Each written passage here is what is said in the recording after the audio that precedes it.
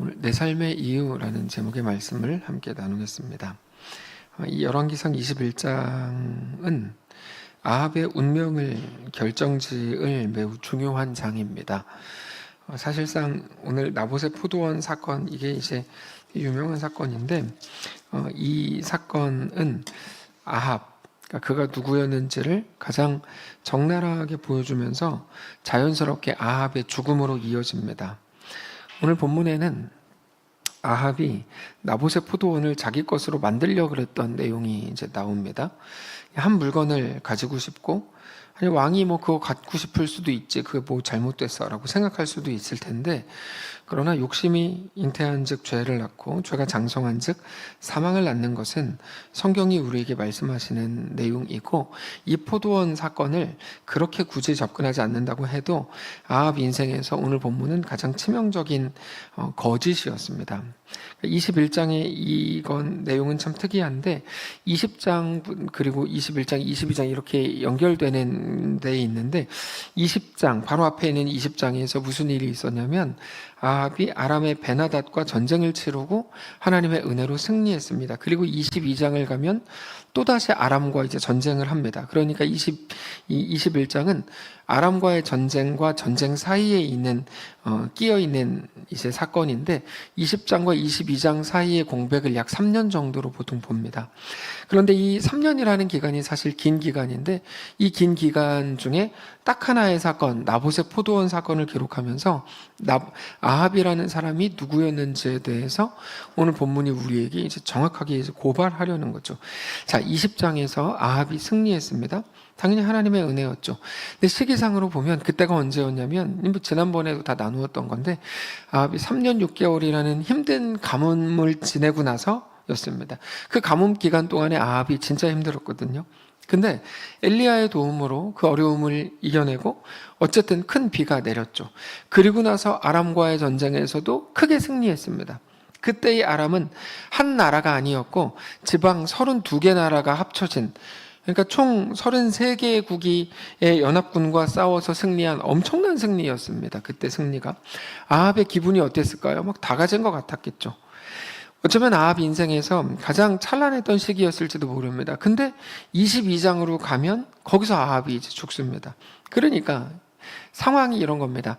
엄청난 상승대를 막 타고 가다가 계속 갈 줄 알았는데 거기서 뚝 끊겨서 죽은 거거든요. 어떻게 아합의 인생이 하루아침에 이렇게 곤두박질 치는가? 우리도 잘 나갈 때가 있습니다. 지금이 내 인생 최고가 아닌가? 라고 생각하거나, 또는 최정점은 아니더라도 분명히 하나님이 은혜를 주시는 것 같은 그런 상황처럼 하여튼 괜찮고 좀 편안하다, 잘 나간다라고 생각하는 날들을 보낼 때가 있습니다. 아합이 그렇습니다. 아합의 인생의 모든 문제가 해결이 됐고 이제는 가장 잘 풀릴 것 같을 때 20장을 지나서 21장이 나오는데, 그 21장에 나봇의 포도원 사건이 나온 거죠. 자기 것이 아닌 거를 가지고 자기 것처럼 하려고 한 거가 이제 나봇의 포도원 사건입니다. 제가 이 문제를 한동안 깊이 묵상할 기회가 있어서 좀 계속 진지하게 이제 고민을 했는데, 오늘 본문은 나봇과 아합을 대조합니다. 정확하게는 나봇의 인격과 아합의 인격을 대조합니다. 그러니까 우리가 인격이라고 할 때 얼마나 부드러운가, 친절한가, 얼마나 점잖고 나이스한가, 이런 문제가 아닙니다. 우리가 가져야 될 인격은 하나님 앞에서의 진실성입니다. 하나님 앞에서의 진실성.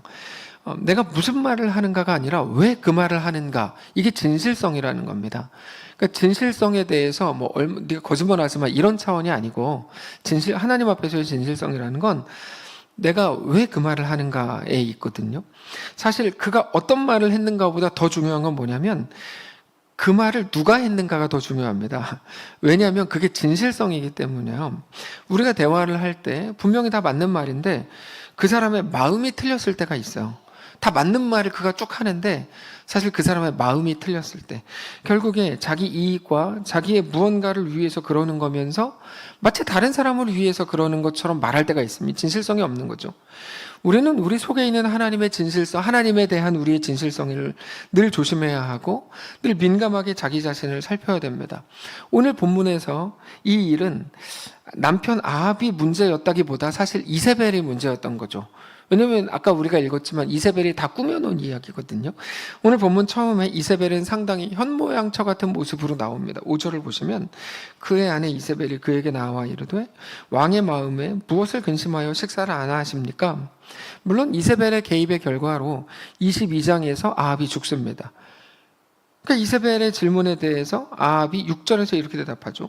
왕이 그에게 이르되 내가 이스라엘 사람 나봇에게 말하여 이르되 너의 포도원을 내게 주되 돈으로 바꾸거나 만일 너가 좋아하면 내가 그 대신에 포도원을 너에게 주리라 한즉 그가 대답하기를 내가 포도원을 너에게 주지 아니하겠노라 하기 때문이라. 그러니까 아합이 당신 왜 이세벨이 아합에게 왜 밥 안 먹습니까? 그랬더니 나봇이 나한테 이렇게 했기 때문이다 하면 이르는 건데, 아합이 대답한 6절을 좀 보면 이 아합이 거짓말하고 있어요. 거짓말입니다. 먼저는 자기가 나봇의 포도원을 왜 가지고 싶어 하는지 말을 안 해요. 그게 왜 거짓말인가? 여러분, 아까 진실성에 대해서 이야기했잖아요. 거짓이냐 참이냐의 문제가 아니고 그거는 하나님 앞에서 자기 자신이 이렇게 다 드러나는 문제이기 때문에 하나님은 우리를 언제나 그 진실성의 측면에서 보시거든요. 그래서 6절에 나오는 저 대답이 진실성이 무너진 대답이에요. 자기가 나봇의 포도원을 가지고 싶은 이유에 대해 전혀 말하지 않아요. 여러분, 사실 가장 중요한 건 정당성이나 명분보다 사실 그 이유입니다. 그 이유를 들어보고 타당한지 아닌지를 판단할 수 있는 건데 아무 설명도 하지 않아요. 그리고 사실 저 말을 보면 순서도 달랐어요. 네, 순서도. 아합은 먼저 포도원을 다른 포도원으로 바꿔줄 수도 있고 아니면 돈으로 보상할 수도 있다고 말했는데 이세벨에게 말할 때는 그 순서를 바꿔서 말해요. 그러니까 말꼬투리를 잡는 게 아니라 아합이 틀렸다고 제가 말씀드리는 겁니다. 아합이 틀렸다. 그리고 가장 중요한 건 뭐냐면 나봇의 대답에 대한 부분인데 나봇이 아합에게 거절할 때 왜 거절했습니까? 이 질문을 아까 성경 봉독하기 전에 했어야 되는데, 그러니까 나봇이 왜 거절했냐면 앞에 보시면 다 나오는데요. 하나님 때문에 거절했어요. 하나님이 나에게 주신 유산을 주신 이러면서 쭉 거절하거든요. 근데 아합은 이세벨에게 뭐라고 대답하냐면 나봇이 그냥 거절한 것처럼 말해요. 여러분, 이거는 그냥 쉽게 넘어갈 수 있는 게 아닙니다. 사람 뭐 그럴 수 있지, 그렇지 않습니다. 이거는 굉장히 잘못하고 있는 겁니다. 하나님 앞에서 지금 완전히 다 무너진 사람의 대답과 같습니다. 말은 정확하게 해야 됩니다. 회의할 때도 확실하지 않은 데이터는 말 안 하는 게 더 좋습니다. 그냥 막연히 예를 들면 누군가가 어떻게 하는데 요즘에 사람들이 어떻다는데요, 이런 거는 쓸데없는 말입니다. 그러면 누가 그 말을 했는지를 물어보면 또 대답도 못해요. 얼마 전에 말씀드렸던 것처럼 경비실에 에어컨을 놓으면 안 된다, 그걸 반대하는 사람 자기 이름도 못 쓰고 반대자 일동 이런 식으로 쓰고 추진자 일동이라는 이름 뒤에 숨어가지고 마치 모두가 다 그런 것처럼, 이거는 비겁한 일입니다. 부끄러운 일이죠. 아합의 대답은 잘못된 대답이었습니다. 결국에 이세벨은 나봇이 교만해서, 제가 이세벨을 편드는 건 아니지만 나봇이 교만해서 혹은 돈을 더 받고 싶어서 왕의 제안을 거절한 것처럼 들었습니다. 그래서 이렇게 말하죠. 7절에 그의 아내 이세벨이 그에게 이르되 왕이 지금 이스라엘 나라를 다스립니까? 일어나 식사를 하시고 마음을 즐겁게 하소서. 내가 이스라엘 사람 나봇의 포도원을 왕께 드리겠습니다. 이런 말입니다. 이스라엘의 왕이 나봇입니까? 아합 당신이죠. 이스라엘의 대왕이 한낱 평민에게 거절당하고 상처받고 있습니까? 내가 망가진 질서를 바로잡겠습니다. 이세벨의 이 말은 이세벨의 자의식, 그러니까 스스로를 어떻게 생각하고 있는지를 아주 잘 보여주고 있는 말이죠. 이세벨은 왕권이라는 것을 무한대로 행사할 수 있는 폭력적인 조정권이라고 여겼습니다. 잘못된 거죠. 거짓된 자아입니다. 그건 사실이 아닙니다. 그가 착각하고 있었던 거죠.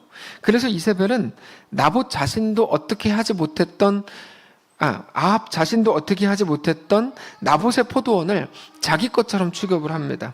그래서 자기가 결정하려고 그러죠. 여러분, 이게 무서운 겁니다. 7절 마지막 부분에 뭐라고 나오냐면 내가 이스라엘 사람 나봇의 포도원을 왕께 드리리이다, 이렇게 나옵니다. 자기가 어떻게 해줍니까? 자기 것도 아닌데. 그러니까 나봇도 자기 마음대로 못한다는데 자기가 뭐라고 결정을 하죠? 오늘 이 말씀을 집에 가서 다시 한번 들으시면 이 어떤 내용인지 쉽게 다 이해하실 수 있을 거예요. 자, 하나님을 두려워하지 않는 자가 이세벨처럼 말하는 거죠. 그러면서 이세벨은 아합이 나봇의 포도원 때문에 고민하는 모습을 보면서 단번에 해결해 줄 수 있는 방법을 제시합니다. 이세벨의 방법은 너무 단순했어요. 뺏으면 됩니다. 내가 해드리겠습니다. 8절부터 보시면 이제 이세벨이 뺏는 방법이에요. 아합의 이름으로 편지들을 쓰고 이제 누구도 열어보지 못하도록 성읍에서 나봇과 함께 사는 장로들과 귀족들에게 보냈는데 편지에 이렇게 썼어요. 금식을 선포하고 나봇을 백성 가운데 높이 앉힌 다음에 불량자 두 사람을 그의 앞에 마주 앉히고 그에게 대하여 증거하기를 너가 하나님과 왕을 저주하였다. 그러니까 나봇을 이제 그 무고하는 거죠. 이렇게 이제 사실도 아닌 거를 막 이렇게 죄를 뒤집어 씌웁니다. 뭐라고 뒤집어 씌우냐면 너가 하나님과 왕을 저주했다라고 하고 그를 끌고 나가서 돌로 쳐 죽이라. 그의 성읍에 사는 귀족과 장로들이 이세벨의 지시대로 해서 금식을 선포하고 나봇을 백성들 가운데 재판을 열고 높이 앉힌 다음에 불량자 두 사람 거짓 증언자죠. 그 사람들을 데리고 와서 백성 앞에서 나봇에 대하여 거짓 증언을 하게 합니다. 나봇이 하나님과 왕을 저주했다 하매 무리가 그를 성읍 밖으로 끌고 나가서 돌로 쳐 죽입니다. 그러자 나봇의 돌에 맞아 죽었습니다. 그러니까 이세벨이 15절 나봇이 돌에 맞았다 죽었다함을 듣고 아합에게 가서 나봇이 죽었습니다. 그러니까 이제 이거는 당신 겁니다. 뭐 이렇게 했다는 겁니다. 여러분 이게 내조라고 하고 있는 겁니까? 이세벨이 이거는 아합을 살리려고 하는 게 아니고 아합을 죽이는 거죠. 실제로 이것 때문에 아합이 죽습니다. 이런 게 내조냐고. 이세벨은 자기 손에 피해를 묻히지 않고도 나봇을 제거할 방법을 알고 있었어요. 이세벨이 편지를 써가지고, 장로들, 여기 보면 장로와 귀인들이라고 되어 있는데, 보통은 고귀한 장로들이란 한 그룹일 겁니다. 그 사람들에게 편지를 써가지고, 하여튼 다 죽입니다. 황당한 일이죠. 특별히 더 황당한 건 뭐냐면 이세벨이 만들었던 죄목인데 이세벨이 뭐라고 어떤 죄목을 내밀었냐면 너가 하나님과 왕을 저주했다. 근데 이세벨은 하나님을 믿는 사람도 아니에요. 근데도 이제 그렇게 해서 공개 처형을 하죠. 나봇을 죽이기 위해서 하나님까지 막 들먹거리고 있어요. 하나님을 믿지 않는 사람이 한 사람을 죽이기 위해서 하나님의 이름을 빌렸어요. 이게 너무 속상한 일이죠. 하나님을 살리시는 분입니다. 기다리시는 분이고 회복시키는 분입니다. 그런데 이세벨은 지금 하나님의 이름을 죽이는 자로 쓰고 있는 거죠. 이게 이세벨이 아는 하나님이었어요. 이세벨은 자기 자신을 위해서라면 누구라도 어떤 거라도 사용할 수 있었습니다. 이세벨이 사는 방식이죠.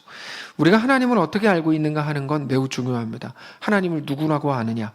그래서 하나님에 대한 왜곡된 해석에 대해서 제가 매일같이 막 이렇게 막 피를 토하면서 외치는 거예요. 하나님은 기계가 아니다. 잘한 자에게 상 주고 못한 자에게 벌 주는 상벌의 기계가 아니다. 하나님을 기계인 것처럼 모욕하지 마라. 막 그러고 이번 주 토요일, 다음 주 월요일 아침 경건회에서 이제 간청함에 대해서 나오거든요. 한국 교회에 떠도는 가장 잘못된 못된 말 중에 하나, 간절히 기도하면 하나님 응답받는다. 성경이 있지도 않는 나쁘고 무식한 말들을 막 그렇게 해내면서 사람들에게 종교성을 막 자극하지만 그거는 헬라어 단어에 대한 오해 때문에 그렇게 된 거거든요. 그때 아침 경건회 때 다시 말씀을 드리겠지만 간청함이라고 번역되어 있는 그 단어는 간절히 기도하라라는 의미가 아니고 뻔뻔함과 대담함이라는 의미입니다. 그래서 자식이 아버지께만 할 수 있는 말들을 하는 것을 성경은 간청함이라고 표현하고, 그러므로 그렇게 기도하는 자들의 기도를 들으시는 이유는 하나님의 아버지이시기 때문이다. 그래서 누가복음 11장 앞부분과 뒷부분이 그렇게 이제 아버지와 자녀의 관계로 이어지는데, 이런 것처럼 하나님에 대해서 막 왜곡시켜 버려가지고 그냥 통제하기 쉬우려고 했던 거죠.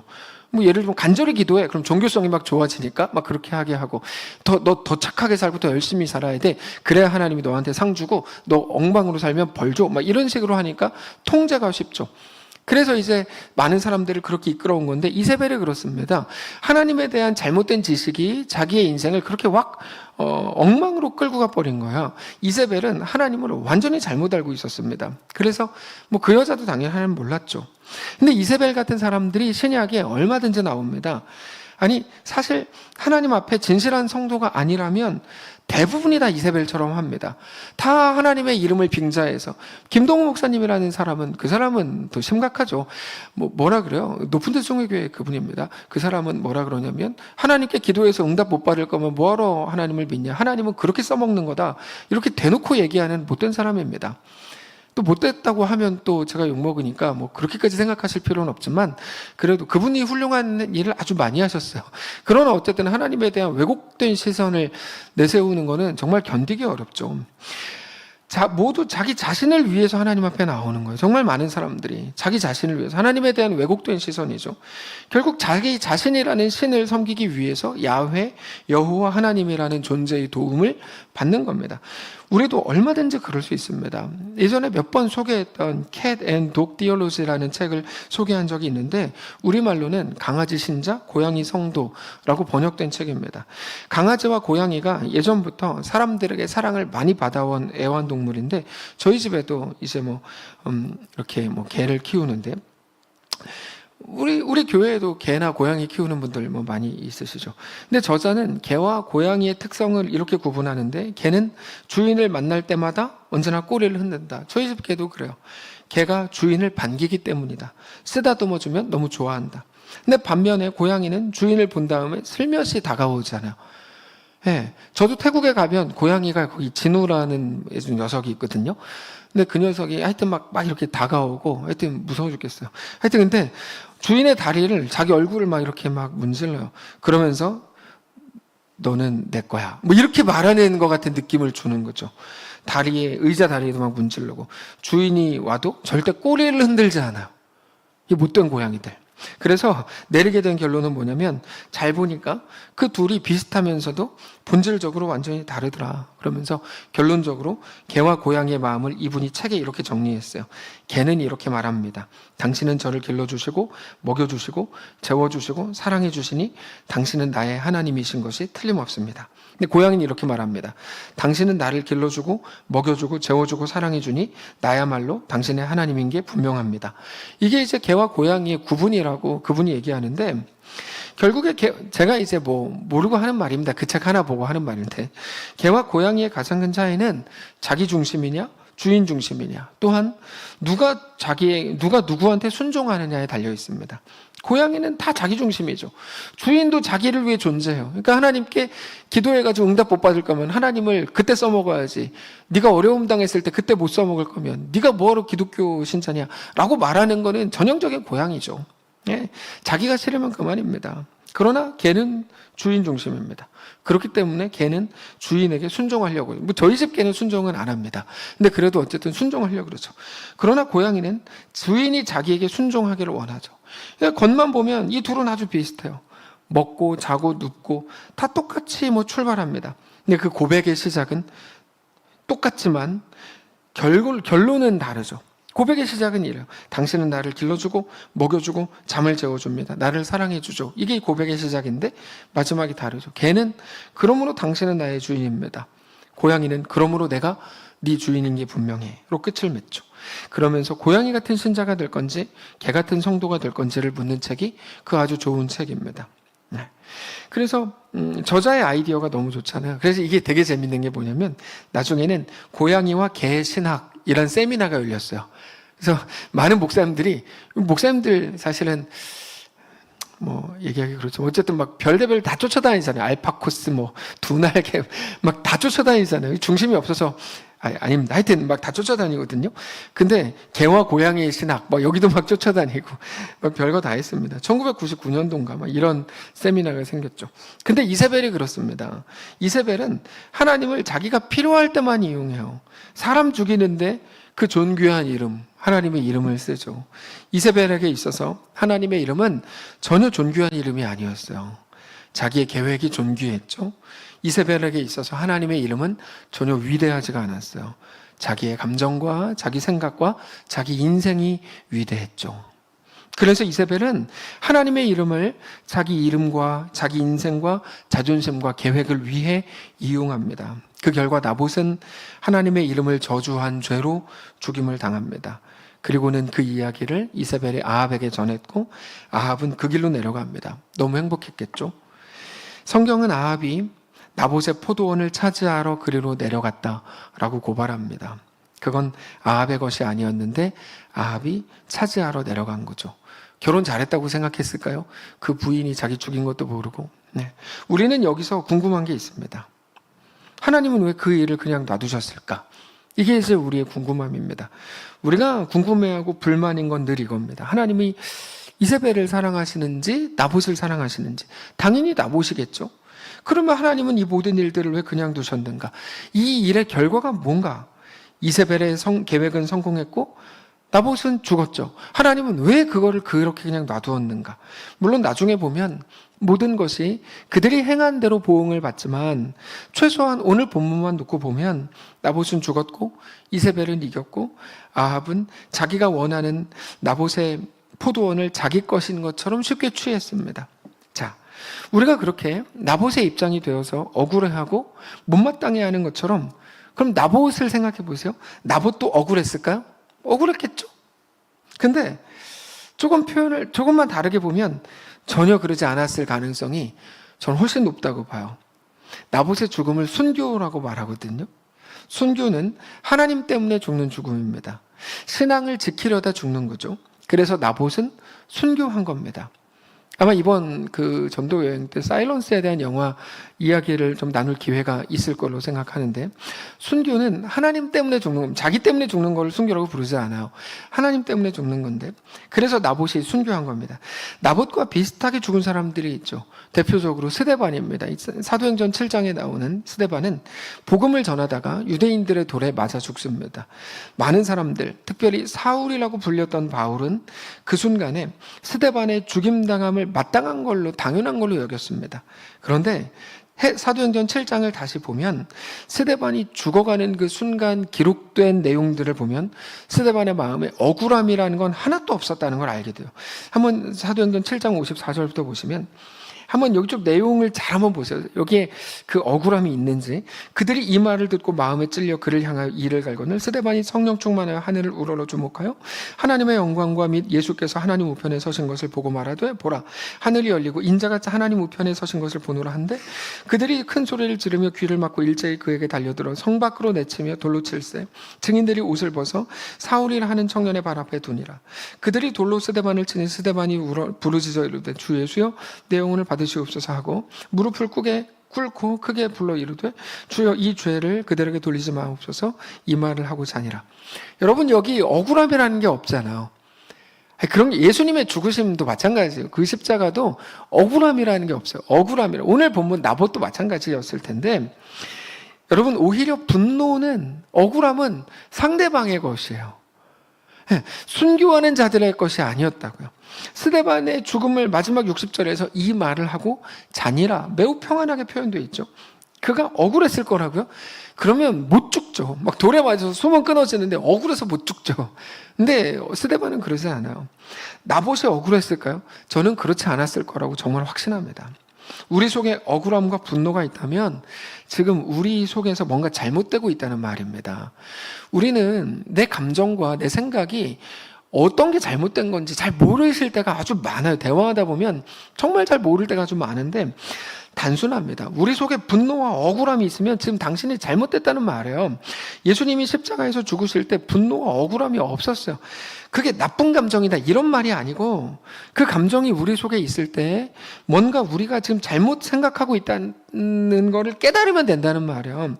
분노와 억울함과 서운함은 내가 잘못됐다는 걸 말해주는 시금석입니다. 그거는 좋은 마음이 아니에요.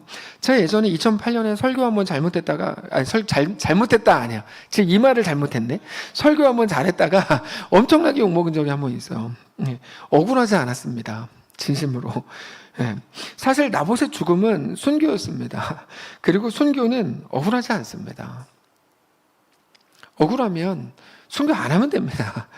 세상의 논리를 가지고도 사실 억울하지 않습니다. 왜냐하면 우리가 이 땅을 살아갈 때 모두가 누군가를 위해 무언가를 위해서 자기 시간과 돈과 인생을 쏟아붓잖아요. 우리는 무언가를 향해 달려가는 중입니다.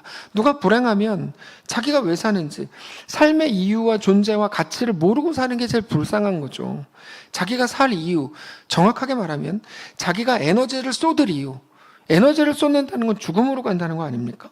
그렇게 자기가 죽을 이유를 발견한 사람은 부러운 사람이죠. 이 사람은 뭐 억울하거나 뭐 불쌍한 사람이 아니잖아요. 그게 최고의 삶이죠. 그게 오늘 보면 나봇의 삶이고 스데반의 삶이고 예수님의 삶이었어요. 나봇은 그것을 3절에서 이미 고백한 겁니다. 내가 이것을 당신에게 주는 걸 하나님이 싫어하실 겁니다. 이게 나봇의 고백이거든요. 그 말은 이게 내 거라고요? 뭐 내가 당신한테 어떻게 줍니까? 이런 말이 아니에요. 네, 이건 하나님의 것입니다. 내 인생도 마찬가지입니다. 내 인생이 내 거 아니고 오직 하나님의 것입니다. 나는 그 어떤 것과도 하나님을 바꿀 수 없습니다. 나는 하나님을 위해 살 거고 하나님을 위해 죽을 겁니다. 나봇은 이미 그때 하나님을 위해 살기로 작정했고 하나님을 위해 살고 있었고 그 말은 하나님을 위해 죽을 준비가 되었다는 것과 마찬가지인 겁니다. 자기가 살아야 될 이유, 죽어야 될 이유를 알고 거기에 자기 삶을 내어드리는 사람은 바보가 아니죠. 가장 존귀한 사람입니다. 이 말을 아마 짐 엘리엇이 하지 않았나요?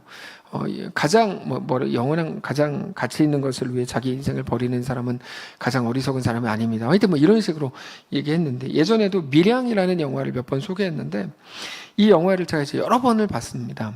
제가 왜냐하면 이 영화를 반기독교 영화로 제가 처음에 인식하고 봤기 때문에 여러 번 봤는데 근데 그 후에 밀양의 감독을 맡았던 이창동 감독과 전도연 씨가 인터뷰한 내용을 보게 됐어요. 전도연 씨 영화는 진짜 전 다 좋은 것 같아요.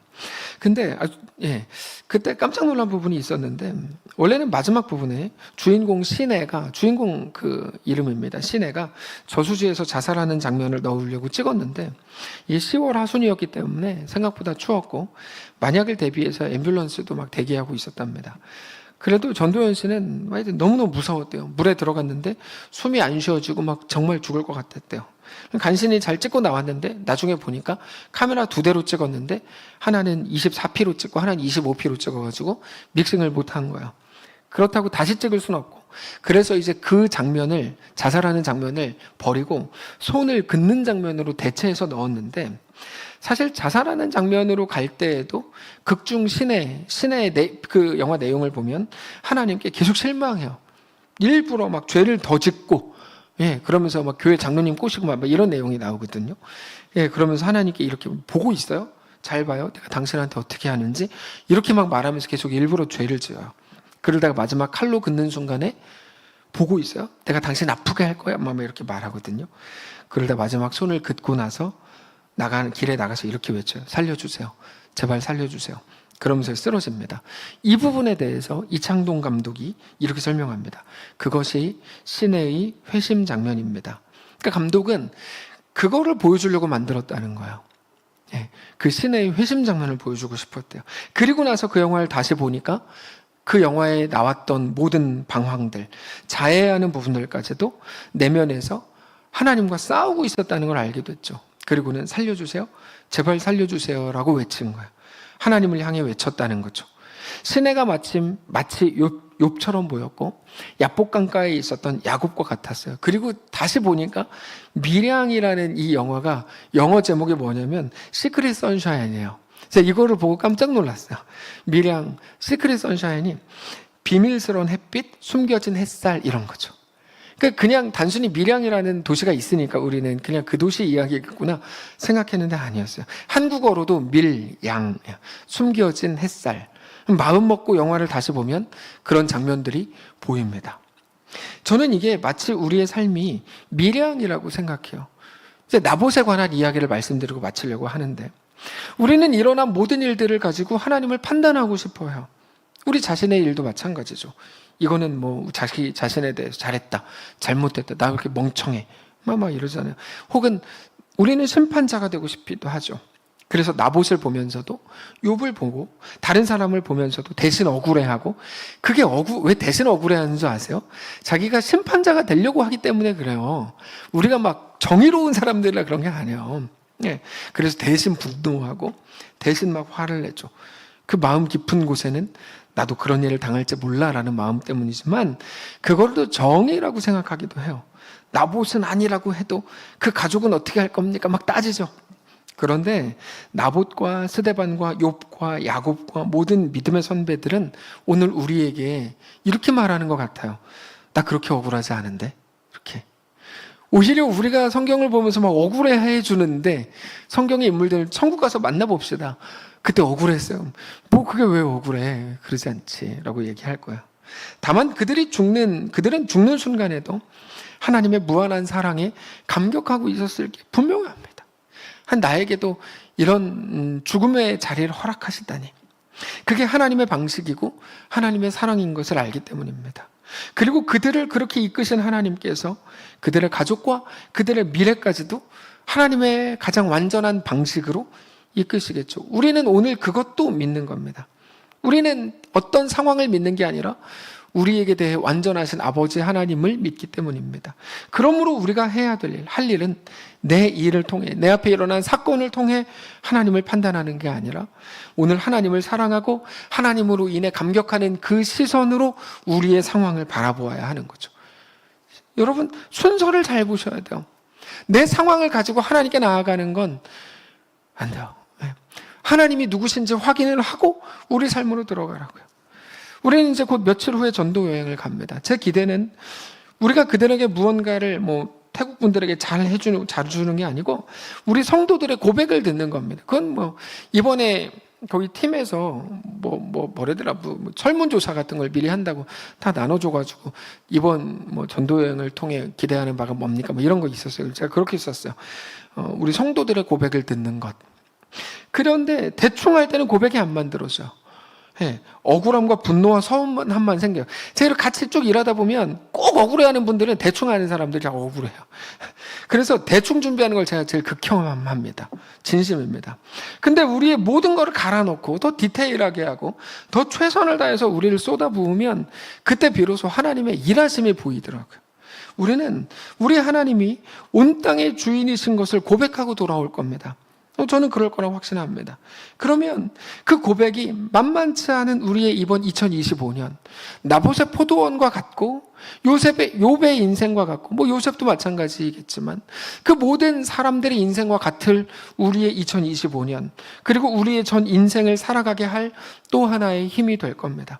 매일 힘들다고 원망스럽고 분노가 올라오고 서운함으로 꽉 차 있다고 우리는 말하지만 그런 모든 상황 한가운데에서도 일어설 힘을 가지게 될 겁니다. 그게 전도 여행이 될 겁니다. 그리고 그게 우리의 매일의 예배가 되어야 할 겁니다. 온 땅의 주인이라는 찬양이 있습니다. 이 찬양의 가사가 아주 깊습니다. 온 땅의 주인 되신 주님이 내 이름 아시며 상한 마음 돌보네. 이 대비 온 땅의 주인 되신 주님은 너무 커 보이죠. 너무 멀어 보여요. 우리는 어떤 기업 회장 이런 사람들만 해도 멀어 보이는데 우리 주님은 온 땅의 주인이래요. 그분이 내 이름을 아시고 상한 마음을 돌아보신다. 어둠을 밝히시는 새벽별, 방황하는 내 마음 주의 길 비추시네. 이것도 말할 수 없는 대비죠. 어둠을 밝히시는 새벽별, 그 밝은 빛이 온 세상을 밝히려고 있는 건 줄 알았는데 알고 보니까 방황하는 내 마음을 비추시더라. 그러면 우리가 어떻게 그분에게 받아들여질 수 있는가? 우리가 어떻게 해야 되는가? 그런 게 아니라 가사가 이렇게 나와요. 나로 인함이 아닌 주가 행하신 일로 나의 행함이 아닌 오직 주를 위하여 너가 더 잘하면 하나님의 은혜를 입어 라고 말하지 않아요. 하나님이 누구신가를 기억해 이렇게 말하죠. 하나님이 누구신지 너는 알아야 돼. 그래야 우리가 살거든요. 그래야 회복이 되고 지난 주일에 나누었나요? 그 일의 해결이 우리를 살게 하지 못하죠. 하나님이 누구신가를 아는 것, 그 앞에 엎드리는 것이 우리를 회복하게 하죠. 그래서 이렇게 말합니다. 나는 오늘 피었다지는 이름 없는 꽃과 같네. 바다에 이는 파도 안개와 같지만 주는 나를 붙드시고 부르짖음 들으시며 날 귀하다 하시네. 나 오직 주의 것. 이렇게 고백하죠. 이 찬양은 제가 처음에 한진희 목사님이 소개해서 이제 알게 된 찬양인데 그분이 이 찬양을 되게 좋아하셨어요. 지금은 찬양 별로 안 하는 걸로 알고 하여튼 장난입니다. 근데 이제 그분이 되게 좋아하셨던 찬양이에요. 이 찬양의 가사가 아주 깊어요. 말씀을 정리하겠는데 한 목사님 얘기 왜 한 거야? 근데 이제 사랑하는 성도 여러분, 저는 우리 영혼 깊은 곳에서부터 이 고백이 정말 고백되어지기를 원해요. 그렇게 우리 하나님을 알게 되시기를 바라고 정말 주님을 바라보게 되시기를 원해요. 하나님의 놀라운 사랑에 감격하게 되시기를 원합니다. 우리가 살 수 있는 유일한 이유는 우리를 사랑하시는 아버지 하나님 때문입니다. 하나님이 이 땅에 오셔서 우리를 구원하시려고 대신 죽으시고 우리를 살리신, 그렇게 우리를 주의 자녀요 백성 삼으신 하나님이신 것을 붙들고 주님을 사랑하고 주님이 내 삶의 이유입니다, 정직히 고백하는 거룩한 성도를 되시길 바랍니다. 찬양합시다. 온 땅의 주인 되신 주님이 내 이름 하시며 상한 마음 돌보네. 온 땅의 주인 되신 주님이 내 이름 하시며 상한 맘 돌보네. 어둠을 밝히시는 새벽별 방황하는 내 맘 주의 길 비추시네. 나로 인함이 아닌 주가 행하신 일로 나의 행함이 아닌 오직 주로 인하여 나는 오늘 피었다 지는 이름 없는 꽃과 같네. 바다에 이는 파도 안개와 같지만 주는 나를 붙드시고 부르짖음 들으시며 날 귀하다 하시네. 주님은 나의 죄를 보시고 나의 죄를 보시고 사랑의 눈으로 날 일으키시네. 바다를 잠잠하게 하시듯 내 영혼의 폭풍 고요케 하시네.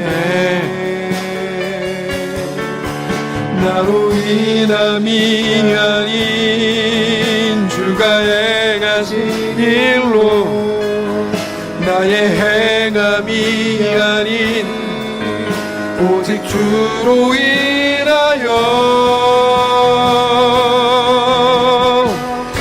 나는 오늘 피었다 지는 이름 없는 꽃과 같네. 바다에 있는 파도 안개와 같지만 주는 나를 붙드시고 부르짖음 들으시며 날 귀하다 하시네. 주는